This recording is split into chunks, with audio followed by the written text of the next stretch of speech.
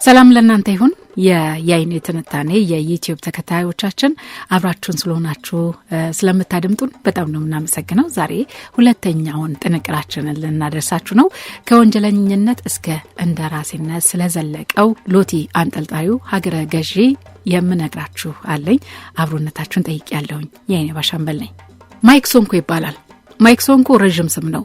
ደጋፊዎቹ ረጅም ነገር አይወዱም። ስለዚህ ሶንኮ ይበቃል። ትምህርት የለውም ሶንኮ፣ ዲግሪ የለውም ሶንኮ። ደጋፊዎቹ ትምህርትም ዲግሪ የሚያስጨንቃቸው። ከእስር ቤት ያለፈ ታሪክ የለውም ሶንኮ። ደጋፊዎቹም ታሪክ አይወዱ። ሶንኮ በኬንያ ዝነኛ ስም ነው። ምናልባት ኡሁሩ ኬንያታ ወይም ራይላ ኦዲንጋ ሊበልጡት ይችላሉ። ቀጥሎ የሚመጣው ስም ግን ያለ ጥርጥር ሶንኮ የሚለው ነው። ጉግል ራሱ እንደ ሶንኮ በደንብ የሚያውቀው ኬንያዊ ስም የለም። ሶንኮ ወጣት ነው። አሁን የጎልማሳ እድሜ ቀጠና ውስጥ ገብቷል። መቼም እድሜ ቁጥር ነው። ዋናው እሱ ራሱን እንዴት ያያል የሚለው ነው። ሶንኮ ነገረ ስራውም አስተሳሰቡም የጎረምሳ ነው። የ30ዎቹ ነገር አንድም አይታየበትም። እስከ ቅርብ ጊዜ ድረስ የአፍሪካ ሽቅርቅሯ ከተማ የናይሮቢ ገዢ ነበር። አሁን በቅርቡ ነው ተጎትቶ የወጣው ከቢሮ አለቅም ብሎ በስንት ትግል በስንትና ስንት ፖሊስ ነው የወጣው። ሶንኮ የራሱ ፖሊስ አለው። ሰንሰለት እጁ ላይ ሊያጠልቁለት የነበሩ ፖሊሶችን ነክሷቸው ዜና ሆኖ ነበር። እርሱን ማሰር በራሱ ፈተና ነበር። ሶንኮ ሳይታሰብ ለሽቅርቅሯ ናይሮቢ ገዢ ሆነ። የናይሮቢ አውራጃ ከንቲባ እንደማለት ነው። ገዢ ፈላጭ ቆራጭ ነው ገዢ። እርሱም ሽቅርቅር፣ ናይሮቢም ሽቅርቅር። ናይሮቢ አሁን ገና የሚመጥናትን ገዢ አገኘች ተባለ። ሶንኮ ወደ ፖለቲካ የመጣ ሰሞን እውነት ለመናገር ሶንኮ ምኑም የአንድ ሀገር ገዢ አይመስልም። ማንም ሰው ገና እንዳየው የት ክለብ ነው ዲጂ ምሰራው ብሎ ሊጠይቀው ይችል ይሆናል እንጂ ክቡር ከንቲባ ገዢ ሊለው በፍጹም አይችልም። ሲጀመር እንደ ጎረምሳሎት የሚያንጠለጥል የሀገረ ገዢ ኬት መጥቶ ያውቃል? አንገቱን ለማየት ሰንሰለቶቹን መፈልቀቅ ያስፈልጋል። ኮፍያ ቀኝ ወደ ኋላ ዞሮ በቄንጥ ነው የሚያጠልቀው። ቀበቶን ከራፐር 50 ሴንት የተዋሰው ነው የሚመስለው። ሶንኮ ምኑ ሀገረ ገዢ ይመስላል? መሸታ ቤት እያዘጋ በአስረሽ ምቹ ነክቶበት ነው ቢሮ የሚገባው ይሉታል የናይሮቢ ሐሜተኛ ጋዜጦች። የተከበረው የናይሮቢ ሀገረ ገዢ ሶንኮ ሎቲ ብቻ አይደለም መለያው። ቅንጡ የእጅ አምባሩ፣ አሉሉ የሚያካክሉ የነጠሩ የጣት ቀለበቶቹ ወዘተ ነጥሮ እንዲታይ አድርገውታል። ደረቱ ላይ ያጠለቀው የሀብታም ውሻ መጎተቻ የሚመስለው የወርቅ ሰንሰለቱ ብቻውን በናይሮቢ ውስጥ ካሉ ውድ የመኖሪያ አካባቢዎች የተንጣለለ የመኖሪያ አፓርትመንት አይገዛም ይላሉ ሰዎች። ሶንኮ ሀብታም ሀገረ ገዢ ነው ወይም ነበር።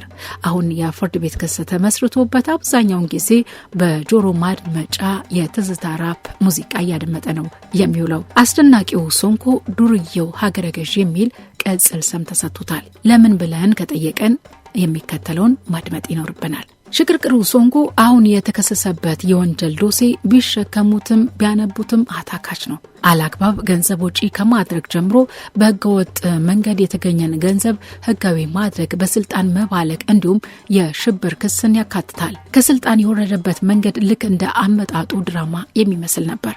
ሶንኮ አልተማረም። እርግጥ ነው ሁለተኛ ደረጃ ትምህርቴን በጥሩ ውጤት ጨርሻለሁ ይላል። ብዙ ሰው ግን አያምነውም። ደጋፊዎቹ ግን እንደውም በትምህርት መግፋቱ ያበሳጫቸዋል። ይህ ሁሉ ትምህርት ምን ይሰራልሃል ሳይሉት አይቀሩም። በጭርንቆስ የናይሮቢ ሰፈሮች ሶንኮ ተወዳጅ ነው። እነሱ ናቸው ድምጽ ሰጥተው ምክር ቤት ያስገቡት።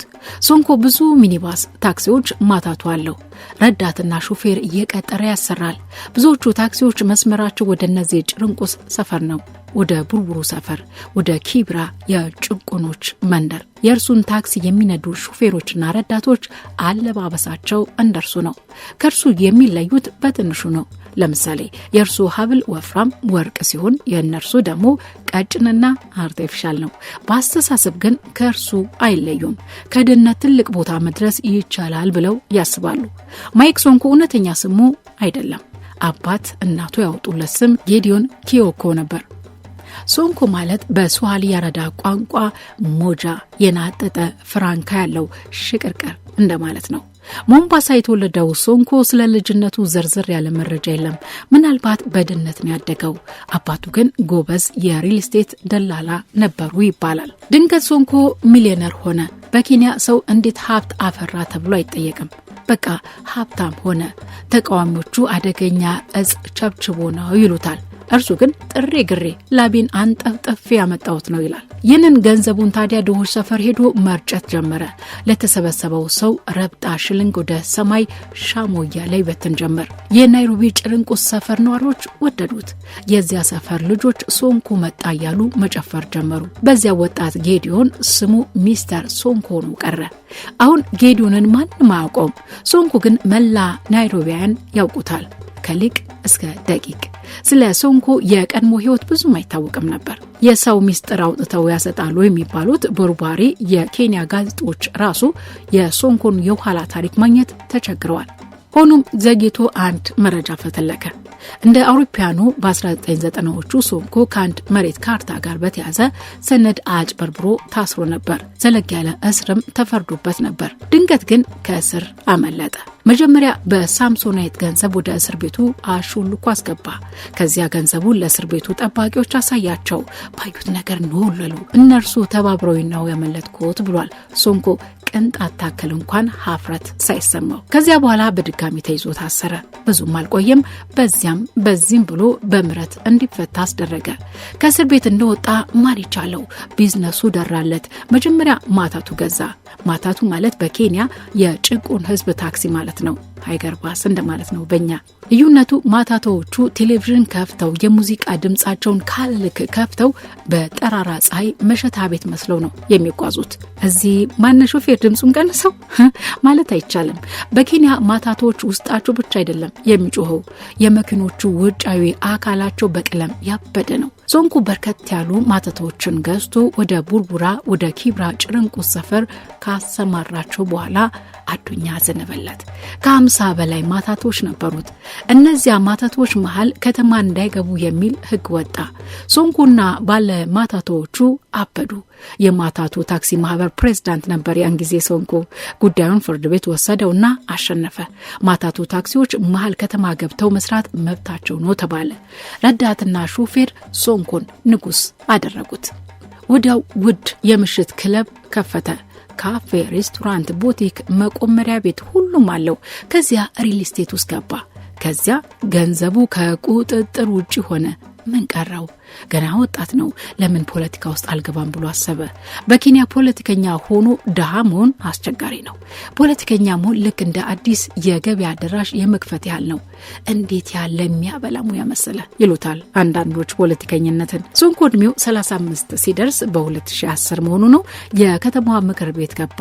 ከ3 ዓመት በኋላ ሴናተር ሆነ። በ2017 ደግሞ የናይሮቢ ገዢ ሆኖ ተመረጠ። ምርጫ ላይ ለህዝቡ ያልገባው ቃል አልነበረም። ናይሮቢን ገነት አደርጋታለሁ፣ ህዝቧም ተንደላቆ በፍሳና በደስታ ይኖራል ሲል አወጀ። እርግጥ ብዙ ሰዎች የምርም ተስፋ ጥለውበት ነበር። የህዝብ ልጅ ነው፣ የህዝቡ ችግር ይገባዋል ብለው አስበውም ነበር። በወግ አጥባቂ ፖለቲከኞች የተሰላቹ ወጣቶች አፈንጋጩን ሶንኮ ወርቁ ልጃችን ሲሉትም ነበር። እንዲያሉት በወርቅ ስለተንቆጠቆጥ አልነበረም፣ ለወጣቱ መንፈስ ቅርብ ስለነበር ነው። ሌሎች ነዋሪዎች ግን የጎረምሳ መንፈስ አስፈርቷቸው ነበር። አንደኛ ይሄ ሰው ትምህርት የለውም፣ ሁለተኛ ግብረ ገብነት የለውም፣ እንዴት ነው ናይሮቢን የሚያክል ውስብስብና ግዙፍ ከተማን የሚመራው ሲሉ ፍርሃትና ስጋታቸውን አስተጋቡ።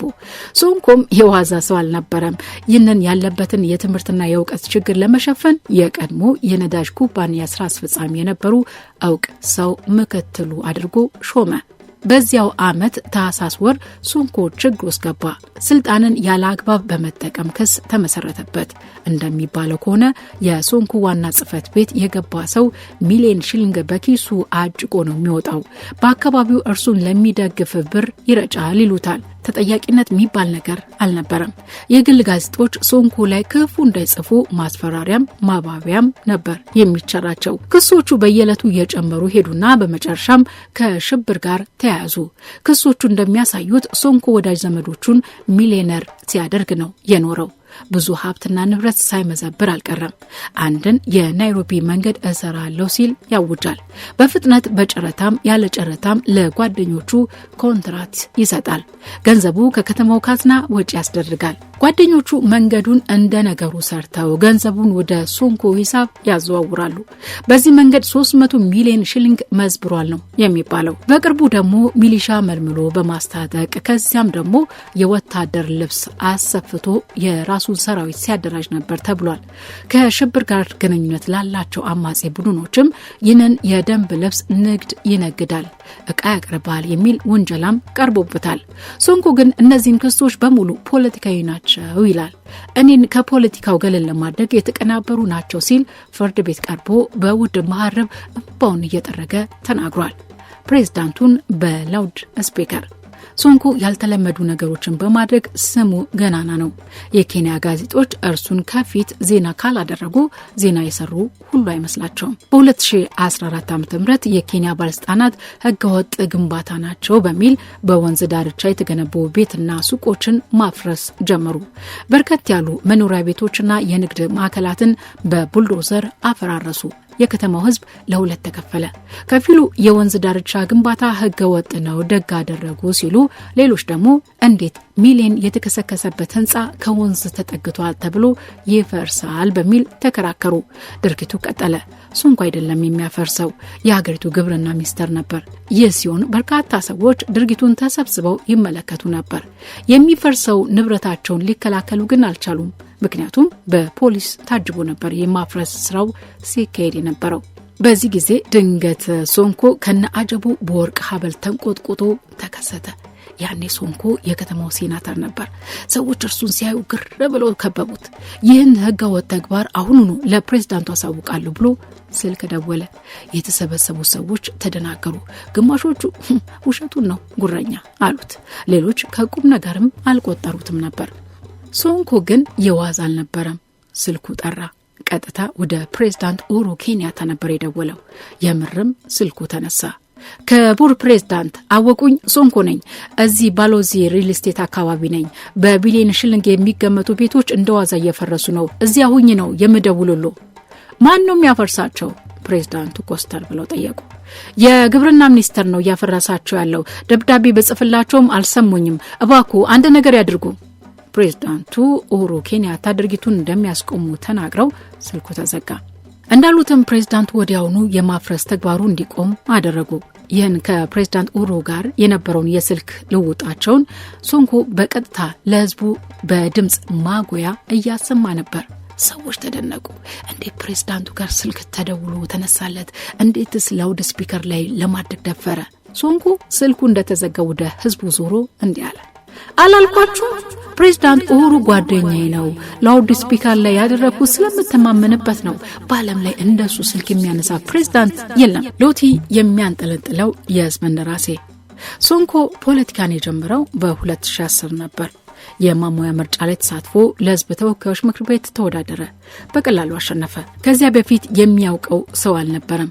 ነገር ግን ለየት ያለ አለባበሱና አፈንጋጭነቱ ቶሎ ወደ ዝና ማማ ሰቀሉት። በ2011 አዲስ የተወካዮች ምክር ቤት አባል ሆኖ ፓርላማ ሲገባ ደረቱ በወርቅ ሰንሰለት፣ ጣቶቹ በወርቅ ቀለበት ተንቆጥቁጠው ነበር።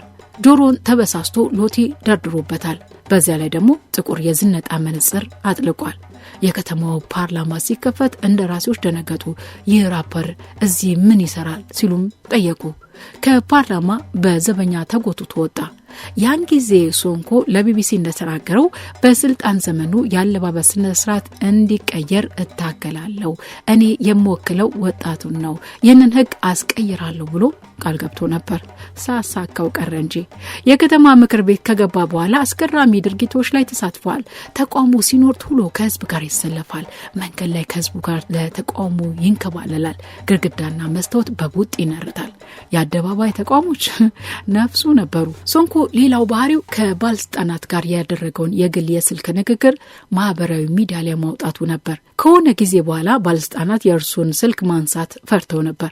ስብሰባም ላይ ሆነ የኢመደበኛ ንግግሮችን መነጽሩ ስር ማይክ ቀብሮ ይቀዳል። ቀለበቱ ሚስጥራዊ መቅጃ መሳሪያ ተገጥሞለታል እየተባለ ይወራ ነበር። ከሰዎች ጋር በወዳጅነት ያወራውን ወሬ በሙሉ ለህዝብ ይዘረግፈዋል። የኋላ ኋላ ከእርሱ ጋር የሚገጥም ፖለቲከኛ እየጠፋ መጣ። ሶንኮ በሌላ ጉዳይም ይታወሳል። ከስልጣን ከመውረዱ በፊት ኮሮና ቫይረስ ሲገባ ሄኒስ ኮኛክ መጠጥ ከምግብ ጋር ለተቸገሩ የናይሮቢ ነዋሪዎች እንዲታደል አደረገ። ለምን እንደዚህ ታደርጋለህ ሲባል አልኮል ኮሮና ቫይረስን የማጥፋት ኃይል እንዳለው አረጋግጫለሁ ሲል መለሰ። የዓለም ጤና ድርጅት ግን አልኮል የበሽታ መከላከል አቅምን እንደሚቀንስ ነው የሚናገረው። ሶንኮ የዓለም ጤና ድርጅትን የሚሰማ ሰው አልነበረም። በ2012 የኬንያ አስተዳደር ፍትህ ኮሚቴ ተቋቋመ። ይህ ኮሚቴ በህዝብ የአገልግሎት ቅሬታዎችን የሚቀበልና ባለስልጣናትን ተጠያቂ የሚያደርግ ነው። ይህ ኮሚቴ ሶንኮ ለዚህ ስልጣን የማይመጥን ብሎት ነበር። ሶንኮ ግን አልተቀበለውም። እርግጥ ነው እኔ የቀድሞ ከባድ ፍርደኛና እስረኛ ነበርኩ፣ አሁን ደግሞ የናይሮቢ ከባዱ ገዢ ነኝ ሲል ተናግሯል። ልጁ ጉራ ብቻ ነው። ናይሮቢን ገነት አድርጋታለሁ ሲል የፎከረው ሶንኮ የከተማውን አስተዳደር አመሰው። ይህ ጊዜ ብቁ ባለሙያዎች ከስልጣን በገዛ ፈቃዳቸው መልቀቅ ጀመሩ። ሶንኮ መደበኛ አስተዳደር እንዴት መሆን እንዳለበት አያውቅም ይላሉ ሴናተር ኢሳክ ሞዋኖር። በመጨረሻ ነገሮች ሁሉ ከቁጥጥር ውጪ ሆኑበት። በዚያ ጊዜ ዋና ዋና የከተማዋ አገልግሎቶች በማዕከላዊው መንግስት በተቋቋመው የናይሮቢ ከተማ አስተዳደር በተባለ ቢሮ በኩል እንዲከናወኑ የሚያደርግ ስምነት ተገዶ ፈረመ። ይህን ተከትሎ ፍርድ ቤት ሶንኮ በምንም መልኩ ቢሮ እንዳይገባና የመንግስትን ካዝና እንዳይጠጋ አገደው። ሶንኮ ሙሉ ስልጣኑ አሳልፎ ላለመስጠት ብዙ ታግሏል። ፕሬዝዳንቱ ጣልቃ ገብተው ከተማዋን ከሶንኮ እጅ በማውጣት ላቋቋሙት ቢሮም ሰጡ። ወዳጄን ሶንኮን ነግሬዋለሁ፣ ማንኛውም እገዛ ከፈለካለሁልህ ብየው ነበር። እርሱ ግን ቀንጡ መነጽር አድርጎ መንቀባረር ብቻ ሆነ ስራው ብለውታል ፕሬዝዳንት ኡሁሩ። ፕሬዝዳንቱ በመጨረሻ ዝናጩን ሶንኮን ከነ ዝነጣ መነጽሩ ከስልጣኑ ሙሉ በሙሉ እንዲነሳ አድርገዋል። ሶንኮ አሁን ምንም የሚያደርገው ነገር የለም። በዋስ ከስር ወጥቶ ፍርድ ቤት መመላለስ ሆኗል። ስራው አበቃ።